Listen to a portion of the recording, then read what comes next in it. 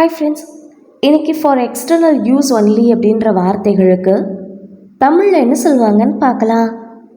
For external use only, for external use only இந்த வார்த்தைகளுக்கு தமிழில் என்ன சொல்லுவாங்கன்னா, வெளிப்புற பயன்பாடு மட்டுமே, வெளியே பயன்படுத்தவும், வெளிப்புற உபயோகம், உடலில் வெளிப்பகுதிக்காக மட்டும் பயன்படுத்த வேண்டிய உத்தரவு.